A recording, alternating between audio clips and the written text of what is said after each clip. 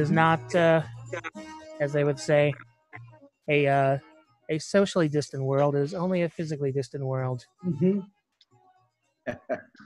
Here we go. Okay, well, thank you, Mason. I'm Al McFarlane. Welcome to Conversations with Al McFarlane. And happy Cinco de Mayo. This is Cinco de Mayo Afrodescendiente style.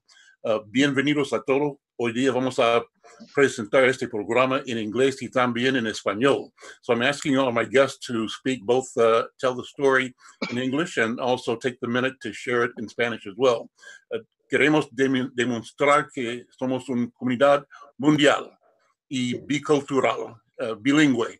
And so for that reason, we're going to have this wonderful conversation. People joining us from New York, from La Perla, la isla de Puerto Rico, people from around Twin Cities, a great program, lots of friends. Pleased to have my co-pilot today, my friend, Carmen Robles. Carmen, how are you? Hola, Buenas tardes. Bienvenidos. Qué bueno verlos todos. Hola, muy buenas tardes. Aquí Sergio. Hola, Sergio también. Hola, Carmencita. Bueno, mi nombre es Sergio. No. Salió Note 8, pero soy Sergio. Okay. So what we have to do is when you're not talking, you have to mute your microphone so we don't have feedback, right?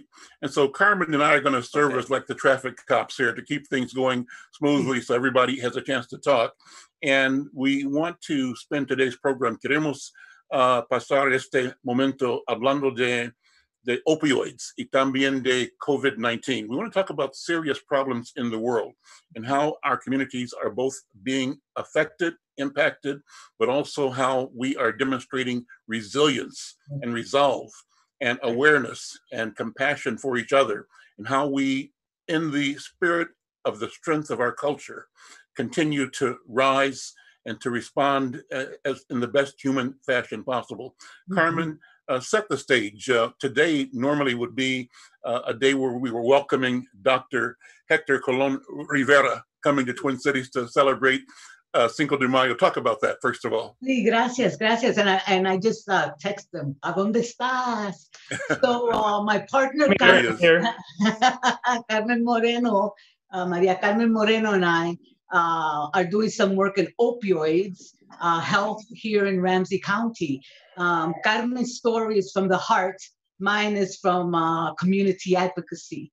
And so last year we were able to do the first Latino-focused conference on opioid substance abuse. The federal government has a pool of about 28 expert doctors in opioids education, and one of them was, there he is, but happy Cinco de Mayo. Dr. Hector Colon-Rivera was gifted to us, and so he came and facilitated a conference. Maria Carmen Moreno, a community service officer in Ramsey County Sheriff's Office, has a personal story, and Dr. Colon touched that heart. And so we worked to do a Cinco de Mayo, bring him back, put him on the float parade, ahí con Sergio with the lowrider cars. Pero the pandemic came, and so we're doing virtually. It's not anything new for Dr. Colon-Rivera. He does virtual. Pero para mí fue una cosa bien diferente, bien emocional, porque no puedo hablar con la gente, estar en la comunidad. So through conversations with Al McFarlane and Site News, KFAI, thank you so much, we're starting this new normal of community engagement. Traer la comunidad por Zoom para obtener la información que necesitamos en estos días tan importantes. So le quiero dar la bienvenida a Dr. Hector Colon-Rivera y presentarle al panel de la gente que están aquí para visitar con usted. So take it away, Mr. McFarlane, en español, please. Bueno, pues primero quiero presentar señor Colon-Rivera, Dr. Colon-Rivera, para empezar esta conversación. Dr. Rivera, begin the conversation if you would. Let's remind us of the important issues, the serious issues of keeping our families, our communities safe, dealing with both COVID-19 and also the opioid crisis that still exists in our community that we cannot forget about. No, thank you for being here. Yeah, thank you for the invitation. So, yeah, we are in a pandemic, but we had an epidemic within the pandemic, right? And we talked a little bit about that a few weeks ago, and the epidemic continues, right? We have an epidemic before, we have an epidemic now, and we will have one after the pandemic resolve or calm down if it ever goes away. But we know that the epidemic still continue. I was in my office just, checking around the buildings, and is around the area that we are located is the center of the epidemic. I mean, that's why we're there, right? Because that's where the need is. And I would say the situation looks worse. And I think it's because there's not a lot of activity. People have to be taking over the area. There's a lot of buildings that are empty, and now people is there using substances and abusing illicit substances. So I'm scared of going back, but I think we need to go back as soon as we can, right? Being safe as well, and the safety of our staff, but the community needs us, and we need to go back as soon as possible. So we're still prescribing buprenorphine on the phone due to the telehealth and the flexibility between the federal and the state government, right? And the rules of telemedicine and the prescription of controlled substances. I mean, buprenorphine is one of the tools we have, that, methadone, and Vivitrol plus therapy. But because of regulations before, we were unable to do it without the presence of the patient or a one-on-one within the last 12 months. Now we can do it because of the regulation changes. But still, right, I think it's not enough. I think we need to go back to the offices, do what we do the best, and take care of our patients. So I'm happy to see some of the counties opening here in Pennsylvania, also the reopening in other states, like Minnesota, right? At least some areas have been opening and less affected than others. And I'm happy to see that we're moving back at least to the clinics and be there for the patients. I think addiction, substance use disorders is something that we need to be there for the patient when they need it. And right now we have been, because of the situation, we have been away. Phone is not the same. Dr. Femi Akinagba, good afternoon. You know, right now, the COVID epidemic has sucked all of the air out of the room. It's so big, so expansive, and it demands and deserves our attention. Be that as it may, people have other conditions. The diabetics are still diabetic, right? People who are obese are still suffering from hypertension and obesity. People with heart problems still have their heart concerns. And on the one hand, people might say, I'm so afraid of the COVID-19 because of all of this massive information that I'm getting. I'm overwhelmed, and maybe I will not go to the emergency room because my heart is not feeling right, or because something else is not right. That's the wrong message, isn't it, Dr. Femi Akinagba? What is the right message so that people know that they have to also be responsible for and pay attention to their ongoing situations as well as COVID-19? Yeah. So first, thank you very much for privilege and honor being on with all you lovely humans. Thank you, Al and Carmen. I think it's a great question, Al. I think that when there's an emergency, the mind, the body taps into that thing for very real reasons, are very understandable. In fact, there are evolutionary biological reasons why we pay attention to this so much, because we recognize that thing is going to most immediately keep us safe and protected, dealing with that. However, in dealing with those really acute things, we often can lose sight of the foundation or other issues that are also concurrently occurring. And you talk about some of the other health conditions.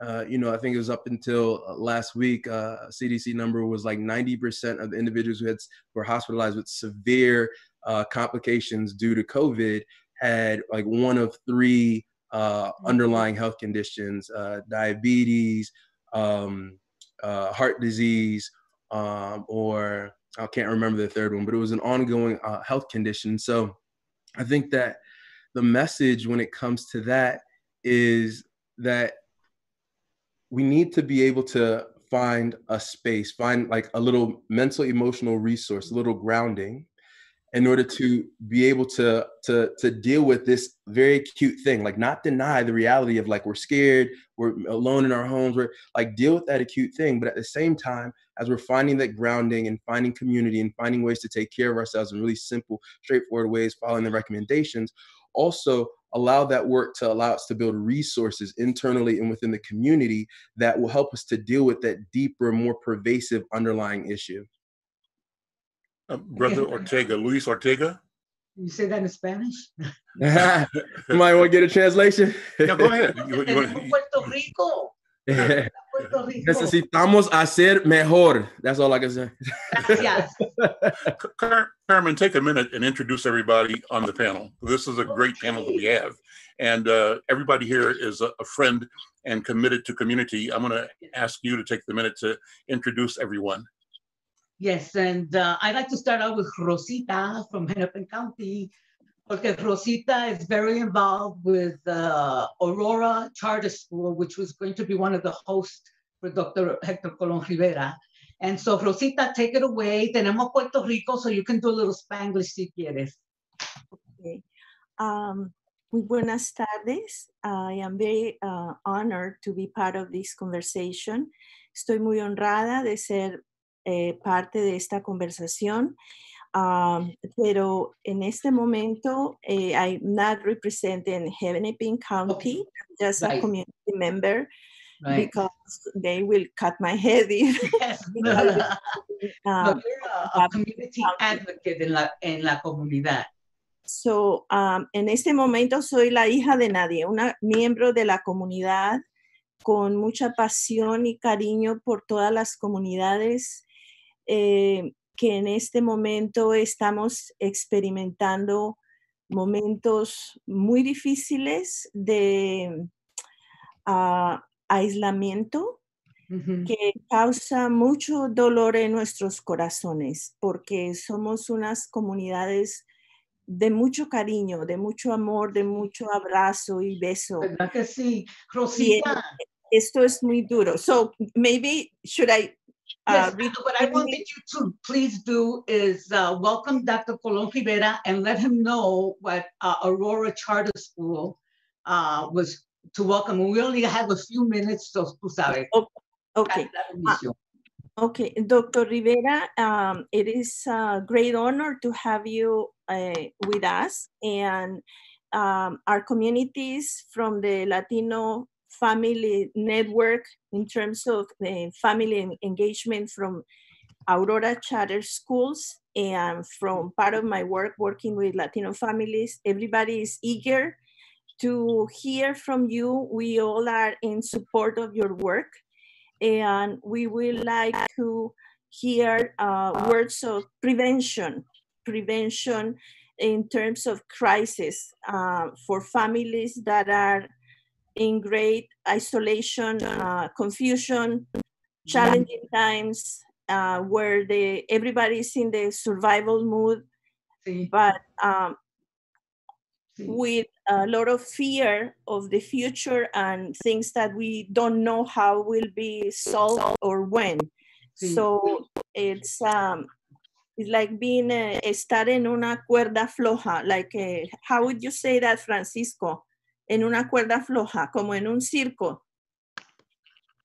People's walking on a fine line. I mean, so no, gracias por la invitación, y obviamente la población, la ciudad, el mundo hispano es grandísimo, ¿verdad? So, estamos en Minnesota, estamos como las hormigas, que mueves una piedra y salen así del momento. Pues, en ese tema, déjame presentarle a Sergio Tex-Mex. ¿Es correcto? Sí, me dicen. Hola, Carmen, muy buenas tardes. Good afternoon, everyone. Yeah. Mira, yo me dicen... Ahí está Marisol también. Sergio, mira, salúdame al doctor Colón. Entonces, vamos, dile about the lowriders real quick and about what you're doing right this minute. Well, at the moment, if you guys would be so happy being here with me, because I was just cooking some carne asada, some tacos for 30 people here at work. So I smell really good. But welcome, Mr. Señor Colon. We need that support from from all of. I think at this moment it's not about color, it's not about race, it's about us being unity and being together, helping each other. I do have a lot. I do work for a company that we're part of the companies that go around Minnesota setting up tents for the hospitals and for the all these buildings. So we've been busy. We've been busy. Frontline workers.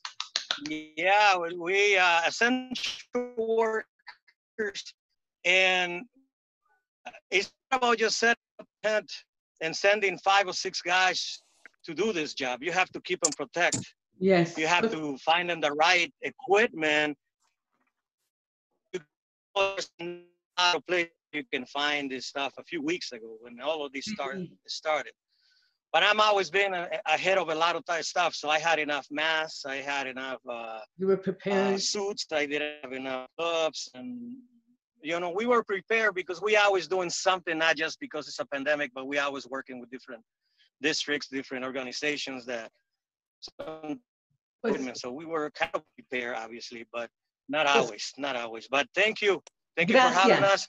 And besides that, we were talking about Cinco de Mayo. Yes, it would have been a great weekend. Last Saturday would have been my 21st lowrider car show at the West Side. I've been with that organization for 25 years. I've been in the Twin Cities for almost 32 years. I am from Brownsville, Texas, which is where South Party Island is. It's like 100 degrees right now. Everybody asks me why. What are you doing in a cool state? I love it. I do love Minnesota. And we also, they call me Tex-Mex, obviously, because I'm Texas, Mexico. And you have a radio show. My parents are Mexican. I do have a radio with El Rey, which is 94.9. Yes. Yes. Dime, Carmen. Pues you're breaking up, so I'm going to let you go and I'm going to introduce someone else. Gracias. Yeah, no problem. Yeah, I'm running around here, but I hope you guys heard me, and thank you for everything. Next year, we'll bring Dr. Colon in on a lowrider. I will bring one over. I have a few, actually. Gracias. So please, everybody stay safe. Thank you so much. Thank you for your service. Gracias por todo. Sí, bye. Bye, gracias. Marisol. Hola Carmen, hola a todo el mundo, ¿cómo están? Estoy bien, aquí está Carmen Moreno, showed up. Hola Carmen, un placer. Ay, qué bella.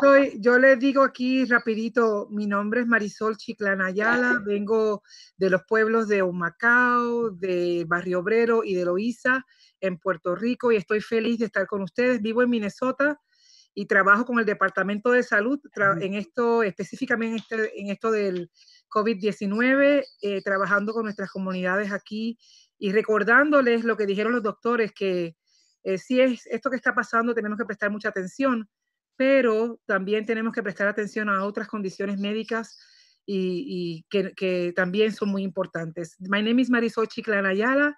I'm from the towns of Humacao, Barrio Obrero in Santurce, and Loíza, Puerto Rico. I work at the Department of Health here in Minnesota, and I am echoing what the doctor said before, that COVID-19 is taking a lot of our attention, and it's really important that we take care of ourselves, but there are other medical conditions that we must pay attention to for all of us to be healthy as a community. Yes. Can you give us a quick 101 about the Afrodescendientes Puerto Rican dance group? Oh, that's good. That's good. Thank you, Carmen. This is a part of my life. I'm representing here. Yes, I'm representing the Afro-Puerto Rican Boricua community here in Minnesota. We proudly honor the costumbres, the traditions of Puerto Rico. And we do bomba en plena, not only to keep ourselves active, but also to really connect to that root that we have with not only Puerto Rico, but all our brothers and sisters that are also Afrodescendants. So también estamos aquí en Minnesota bailando bomba y plena, representando y honrando a Puerto Rico con nuestras tradiciones afroboricuas. Y estamos felices de hacer eso y de compartirlo, no tan solo para estar activos, pero también para nosotros conectarnos con la isla y con nuestros hermanos afrodescendientes. Sí, como dice Dr. Femi, que you have to get into that you have to find that spirit inside, you know, and so on that note, we have Puerto Rico, no la encuentro aquí, no la veo. Lesbia, ¿tú estás ahí? Bueno, entonces she comes. Sí, aquí estamos. Oh, pues mira, mira, Dr. Colón, I bring you straight from Puerto Rico, Marisol, la doctora Lesbia Barros y la mamá de ella. ¡Ay, qué bella! Y doctora Lisbeth, I'm sorry, Lesbia, me mandó un text that Puerto Rico had this terrible earthquake. And so está con la mamá y la mamá dice que lo que ella hace fue lloró, oró y ¿y qué más hizo doña? Y bailaste. Y bailó. Y bailó. So, al fin del programa queremos un bailecito para que nos saque del programa. ¿Estás okay? Claro que sí. Vamos a esperar. Gracias, doña. In English. So what are we going to do, Carmen, at the end of the program? At the end of the show, before we leave, we're going to leave with the dancing from Puerto Rico, led by Doña Julia. I'm Al McFarlane. This is Conversations with Al McFarlane. A wonderful program. We're calling it bilingual, multicultural, multinational, in effect, or wide geography.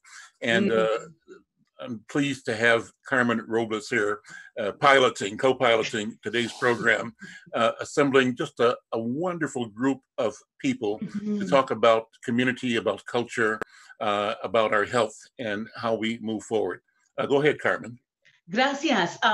So I had to bring in Dr. Colon-Rivera. We were going to go pick you up at the airport May 1st. With the sheriff's office and the lights and the everything. So I present to you Carmen Moreno. Buenas tardes todos. Feliz Cinco de Mayo. Sí. Dr. Colon, what can I say? I was going to go there.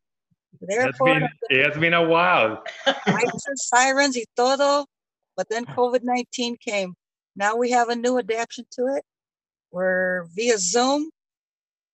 We're all here and we're all doing the best we can. It's good to see you guys all be today. What are you doing in the community to continue that engagement?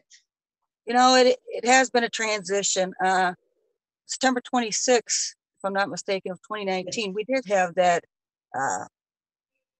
symposium, and it was a really good start. I found myself being up at the podium talking, and all of a sudden, with everybody being there, it brought a new feeling to me of it's not just this person or that person going through the addiction, the illness. It's everywhere. It's touching everybody's family members. And from that day on, it started to be a new feeling for me, almost like a enlightenment of my purpose in life, and wow. Moving forward from here, well, from where we were, we had big plans. We started in January. Carmen Robles, Steve, myself, the sheriff's department. We had a lot of big plans that we were going to do, and we are just now finding a different way of doing it. I mean, there's no way of stopping when you have a purpose. You do what you can. Today, I'm taking out a few gift packets to different stores on the west side and the east side. And I'm here talking with everybody, just doing what we can. Informational bags with resources and numbers to call at a church or at a store, so that los vecindarios, the neighbors, can be right there and pick up information. So thank you, Carmen Moreno. You're welcome. Bienvenido. Thank you. Mira, is Luis Ortega out there somewhere? No sé. We had Corky FInney on for a minute too at the front of the program, but maybe he'll have a chance to come back on. The Under Sheriff for Ramsey County, former police chief and former school board member for the city of St. Paul. Just a great guy, a great human being, and a great leader in our community. So perhaps Corky FInney will be able to join us again before the end of the program, Carmen. A big Cinco de Mayo classic car enthusiast that he is. I'd like to present Francisco. Francisco, perdóname, pero we just met and I don't have all your information. So te doy un minuto para que le dé la bienvenida a Dr. Hector Colon-Rivera, a our guests que estamos aquí. Por favor, díganos. Oh, muy bien, gracias. Gracias por tenerme la invitación y bienvenido, doctor Hector Colon-Rivera, a esta conversación. Es una conversación súper importante sobre cómo nuestras comunidades están siendo impactadas, no solamente por el COVID. COVID es algo que acaba de llegar, pero tenemos otros problemas anteriores al COVID, la pobreza, los problemas raciales y todo eso, ¿no? Right, entonces, just like Marisol was saying, that there's more issues than just COVID, or there's so many underlying. So what are you representing the schools, education? No, I'm not representing schools. What I am the executive director of Communities Organizing Power and Action for Latinos, COPAL, mn.org. And so we have a collective of parents in our organization that have been organizing about the changes that Minneapolis Public School wants to implement. And so while we want changes in our public education, I have kids who have gone through public education. I have one who is still in the system. We want to see changes, but we want to see changes from the perspective that our communities are part of the process and solution, opposed to someone coming from that top system and a top-down system that is not helping us. And so that's what we're doing. But again, the importance about COVID, someone says that COVID doesn't discriminate. What discriminates are systems. Systems discriminate people. And the illness attacks anyone, but also has been impacting low-income Black and brown people. And so when you look at the data, who is being mostly affected are brown and Black people. But that is also connected to poverty, racism, and other social issues. Exactly. Now, are the parents doing a drive-through protest? Could you just share that? Sure. Because I know this was an urgent matter that you wanted to share with us as soon as possible. I think it's May 8th. Yes, Friday, May 8th, 4 p.m. We're having an event because the district, the Minneapolis Public School District, is going to vote on May 12th on these restructuring of the educational system. But the process, there are two issues with the process. One is the objectives of the process and the process itself. So when someone come up with an idea about what they want and how they will do it, those two things are impacting our communities because we are not part of the vision and we haven't been part of the process.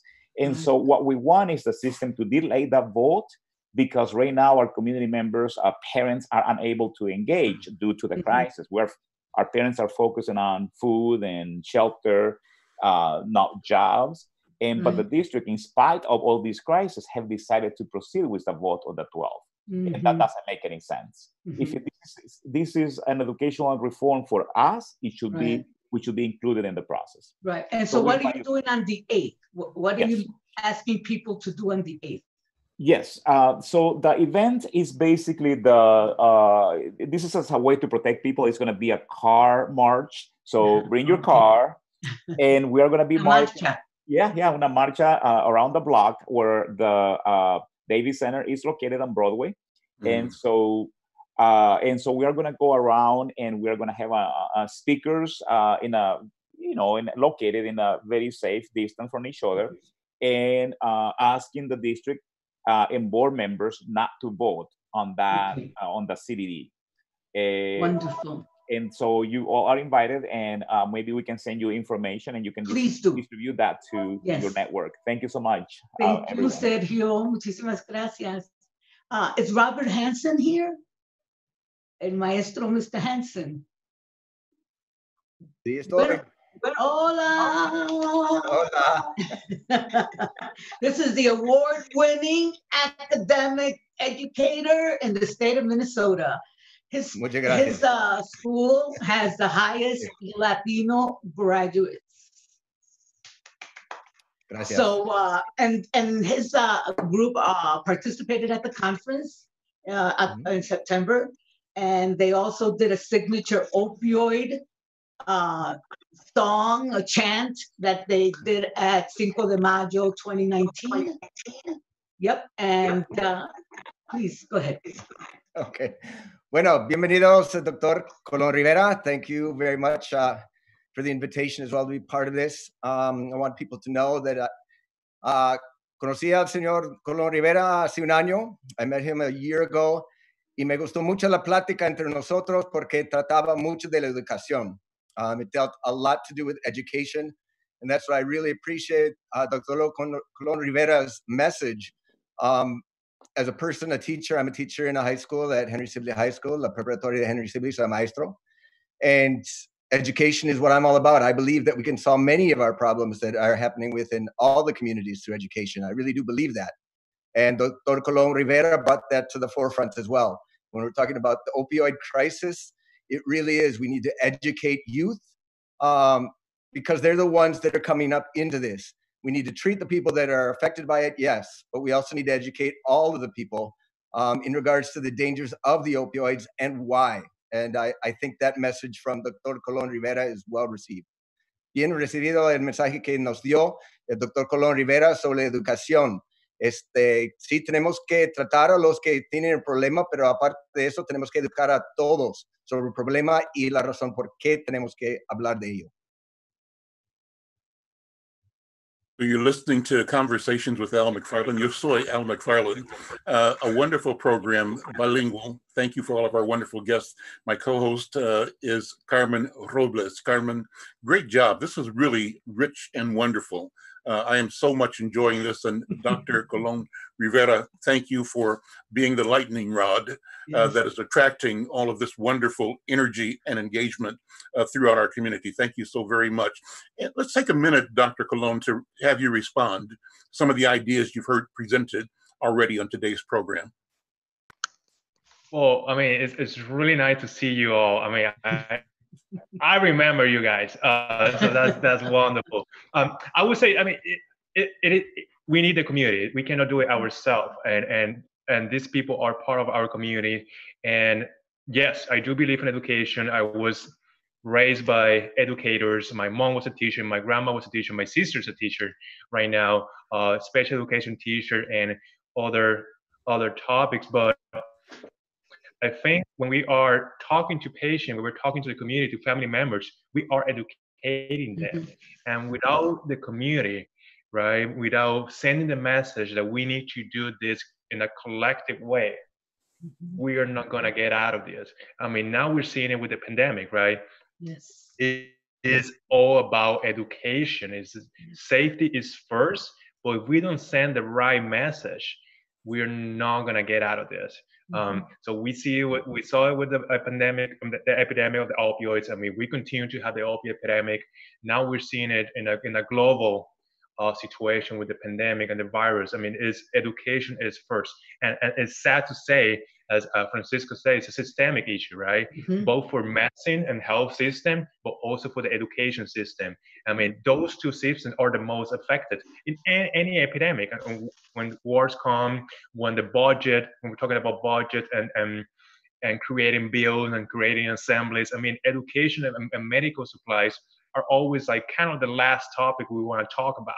The hard topic is a really complicated system, both education and health. But I mean, we're saying now we need the health system to work. We need the education system to work. We have our students now in homeschooling, and that doesn't work for everyone. So we're going to have a situation after this. We're passing the kids without meeting all the criteria, and we're gonna see the effects of that later on in this generation. So I'm scared of that, right? I think we are not doing a great job. We're doing what we can right now, but I think we need to sit down and learn from this experience and think more about a systemic way of preventing it from happening again. And it's all about prevention, maybe not this generation, maybe we can save this generation, but the generation that come after us. I wanted to acknowledge that Dr. Femi Akinagbe is a newly installed physician, graduating this week, I believe, or last week, finishing with his medical degree. So please give him a round of applause. Femi, thank you again. And I'm glad to have you here because you represent two things, not only the years of training that you have to become a doctor, but you also have been a practitioner of other healing arts, Eastern philosophies. You are a yoga instructor, for example, and you are a martial artist. So you have this attitude that there are many ways, many ideas, many streams that can converge to lead to completion, to healing, to protection and prevention. And as you listen to this conversation, what ideas come to you and that you'd like to share with our listeners on KFAI and with the wonderful compatriots that we have here online right now? Thank you. So first I want to say I just appreciate so much of the wisdom that's already been shared by so many different people and coming from the various perspectives, because I do think some people have spoken directly to addressing the immediate components of it, but also like the longer term educational pieces. And as Dr. Colon-Rivera was just speaking, it had me think about education in and of itself. So my initially my bachelor's degree is as an education. I used to teach grade school, and the word education comes from the Latin educure, which means to pull up or elicit the internal genius.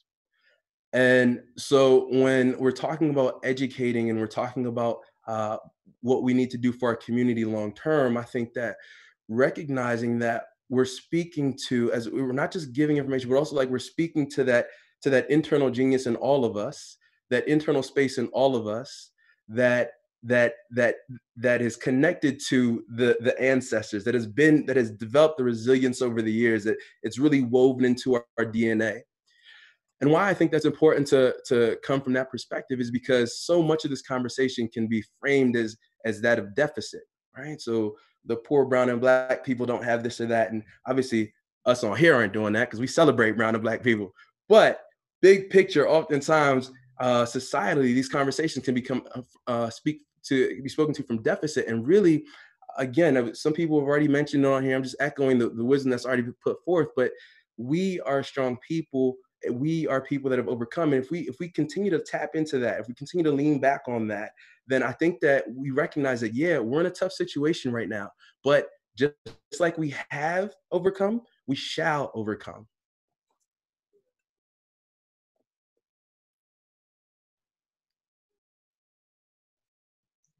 Sí se puede. Sí se puede. Sí se puede. I'm so happy to see my friend. I haven't seen Marisol in a long time, so I'm so glad to see you again. I haven't seen my friend Rosita Balch. So good to see you. And my new friend Francisco, good to meet you. My new friend Robert Hanson, all of you. I'm so glad to have this conversation. And I can't wait for the next few minutes when we begin to talk to, in Puerto Rico, Dr. Lesbia Barros, Professor Barros, and her 95-year-old mom.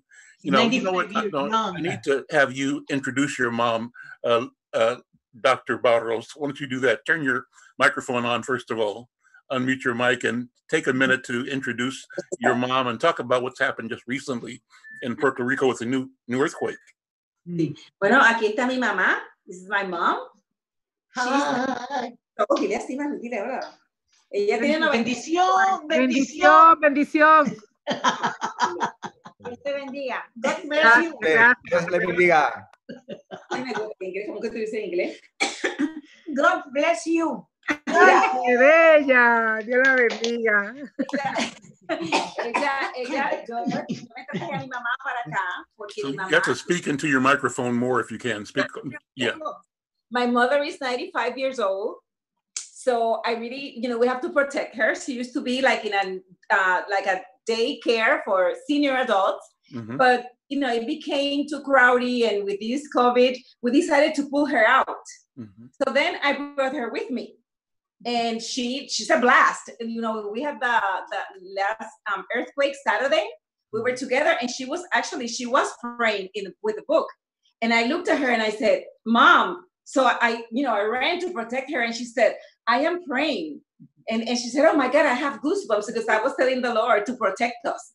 So she felt it, and really, guys, it was very strong. It felt very strong. It shook all of us.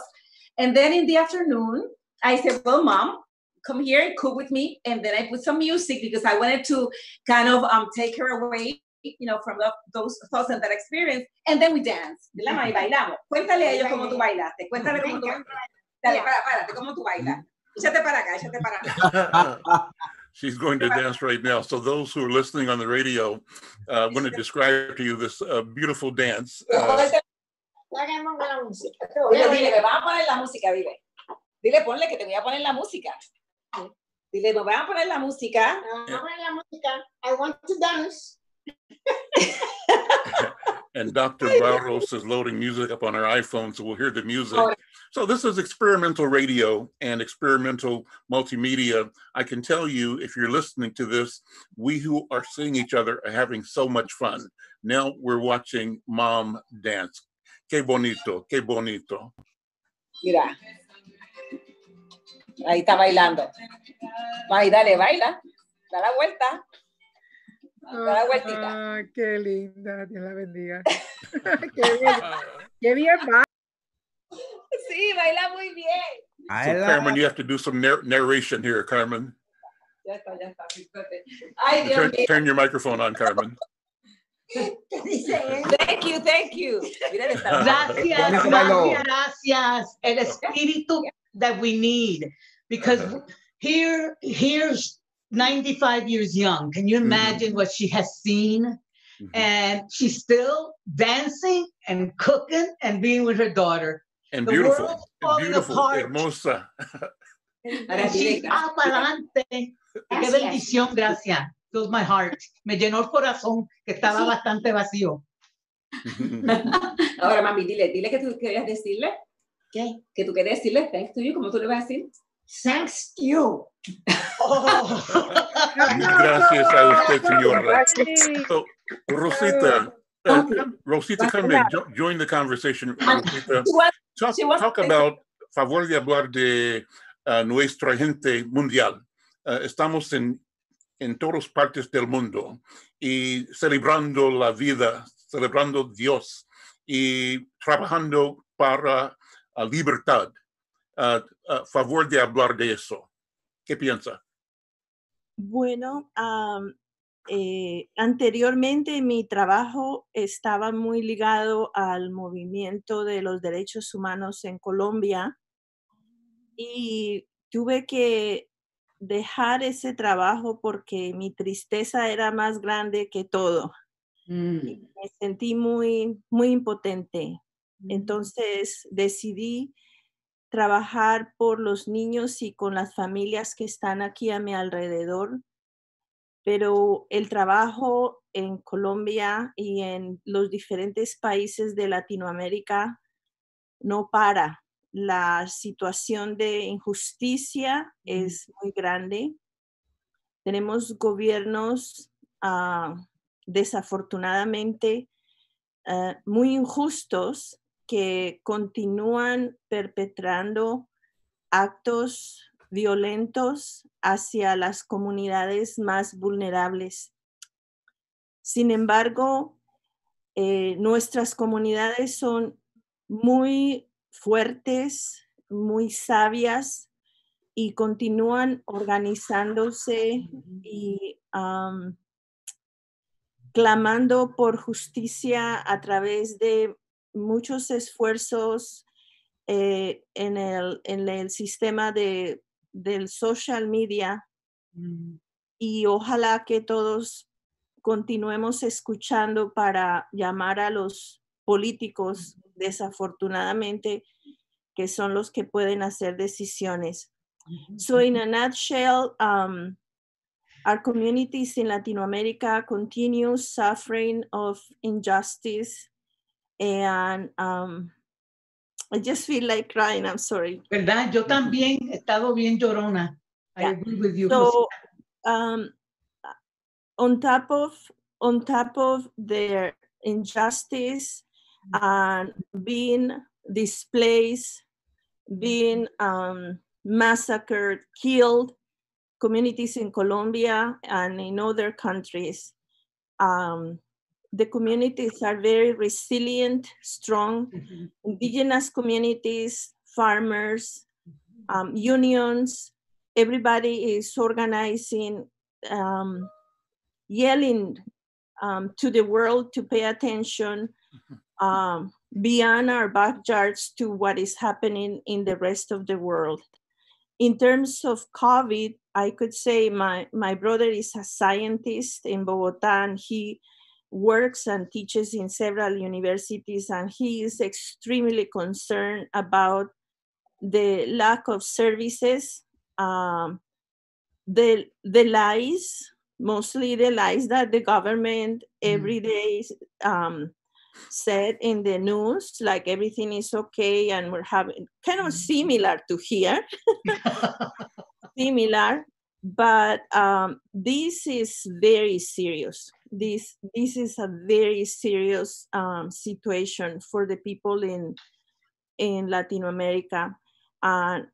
Remote areas probably are protected, but they don't have the basic services. So if this COVID goes through those communities, our fear is that it will wipe out totally entire neighborhoods, small towns.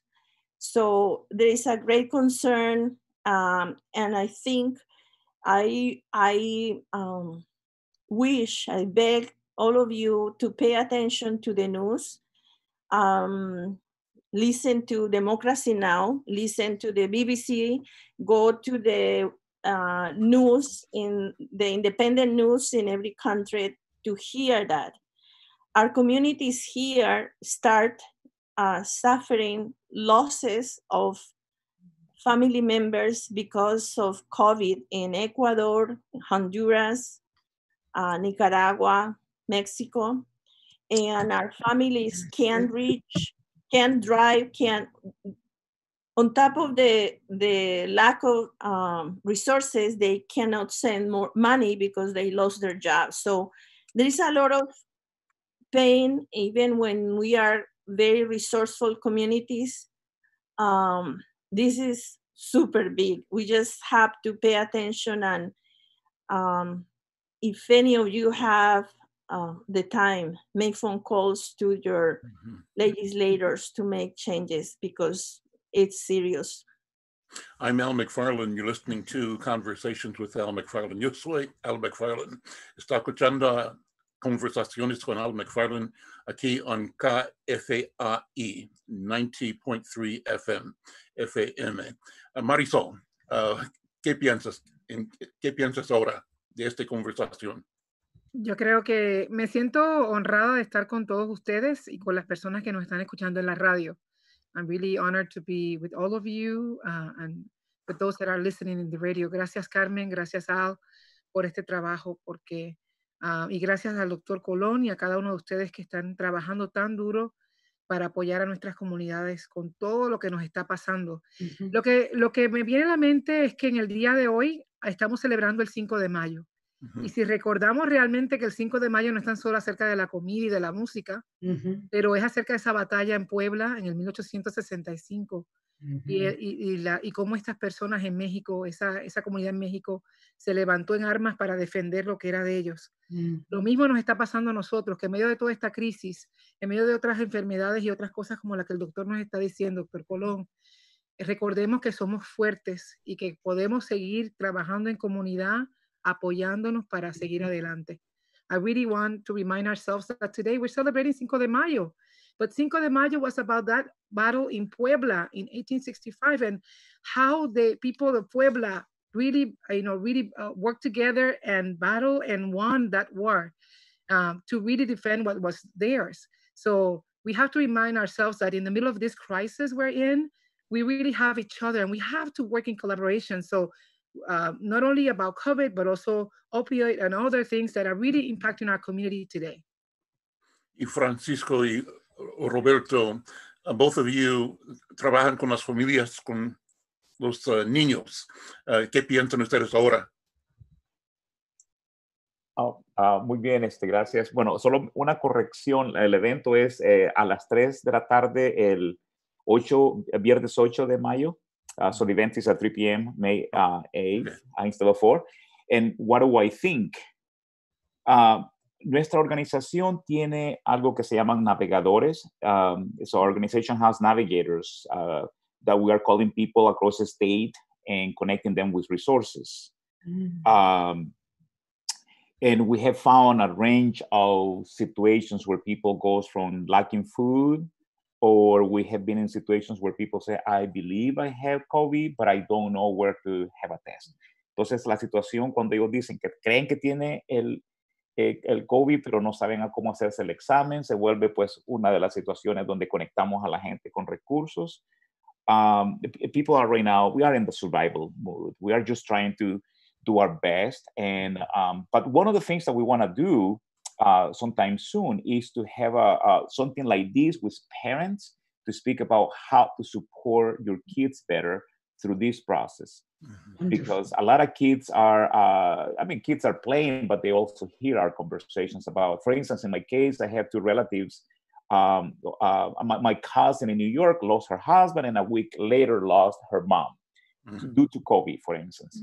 And so kids listen to all these conversations, and we need to be aware that parents need more tools to support them. And so that's an important piece. So los padres necesitan más apoyo para poder lidiar y apoyar a sus niños mejor en estas crisis.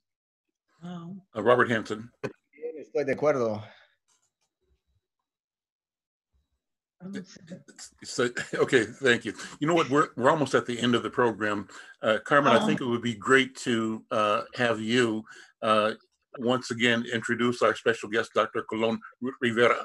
And I think the appropriate thing would be to invite him to summarize and to remind us why it's important to have these conversations like this. Yes. What do you think, Carmen? Please go ahead. Well, thank you very much. Before I even say anything, Carmen Moreno, CSO, Carmen Moreno would like to give out information on the sheriff's office. Sure. So Carmen. I would. Hi. Once again, I'm with the Ramsey County Sheriff's Office. I've been with them for 15 years. Right now, during this COVID-19, I'd like to give a shout out to a lot of our deputies, the sheriff especially, for putting a help team for COVID-19. The building I work in is considered water patrol, but it is now considered the COVID-19 help team. We got a lot of businesses that have been donating food, medical supplies that we get. And what the sheriff did is he grabbed a bunch of members of the sheriff's department, put them into our building, and they're called the help team of COVID-19. They do pickups and deliveries for prescription medication. They'll deliver food, diapers. It's all coordinated. There's a phone number that I'll give you right now. It's 651-448-3874, Monday through Friday. It started during the COVID-19 when it really came in February, March. They were working 8 a.m. to 8 p.m. on Monday through Friday. Wow. Now, Saturday and Sundays, it's 10 to 4 p.m., 10 a.m. to 4 p.m. That might be changing as time goes on, but just know that there's help out there for every different situation. And we are celebrating Cinco de Mayo. It was a war that was won, and we're going to win this war as well, everyone. I mean, this is going to be a new independence. So thank you for having me on the show. Thank you. Thank you so much. Everybody. Tell the sheriff we'll go see him. Dr. Right. Colon, I want to thank you so much for joining us. This is a follow-up to the opioid conference that began in September 2016. And it's like a snowball. It's snowballing, and even a pandemic isn't stopping us from receiving you. So thank you very much. And would you like to give us the last words? No, thank you for having me here. And it's true. I mean, it's just a mix of feelings that what we have, and we have talked about so many topics, and some of the topics give me goosebumps, but also makes me afraid, but also motivated, right, to continue.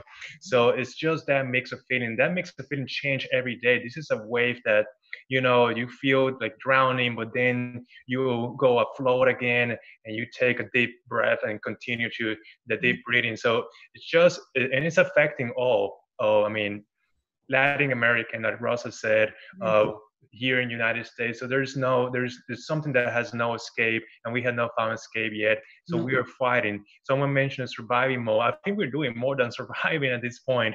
I think, yes, there's a lot of people that are sick, but a lot of people have died. I mean, just a reminder, I mean, a lot of people died from opioid back in 2018, and we just start talking about, I mean, over 70,000 people died from opioid, more than the people that have died from the COVID at this point. But probably we will see more death from the COVID, and it's not a situation that's going to go away. I mean, people talk about maybe 2 or 3 years that we need to continue the isolation as we're doing now.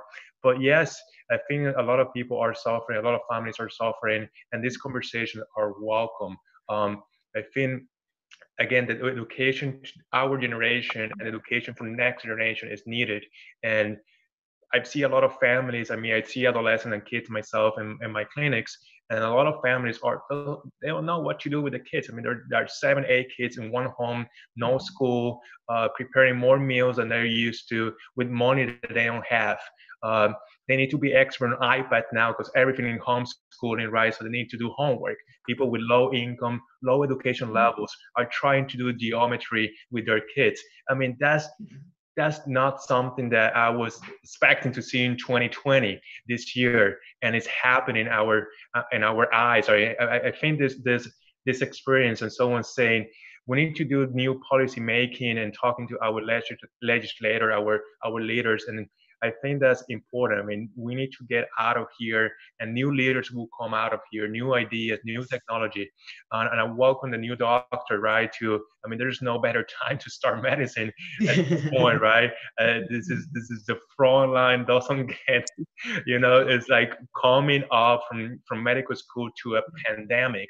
My wife is a doctor too. She's an internal medicine. I'm an addiction psychiatrist. So I mean, all of this is, even for a psychiatrist, is really scary. So I think part of the community and education, and to continue to educating our generation, but you know, from the small kid to the big kids and our 95 years old mother. So we need all this, and conversation like this need to continue. I mean, there's a lot of value on having this conversation, especially in bilingual conversations. And we're going to keep it up. So this is the second of very many. In closing, I want to thank everybody, Marisol, Francisco, Carmen, Dr. Femi, if I'm missing somebody around here. And I especially want to thank Puerto Rico, Mr. Hanson, se me fue el señor Hanson. Pero Puerto Rico, I like to think of our 95-year young mentor from Puerto Rico. No matter what she's going through, she's praying, crying, and dancing. And so I think that may help us if we do a little bit of that. But thank you all so much. Feliz. Bye. I'm Al McFarlane. It's been a wonderful program. Thanks to everybody. We're going to return you to the studio now at KFAI. Join us again this time next week for Conversations with Al McFarlane. Adios. Adios. Gracias. Adios. Gracias.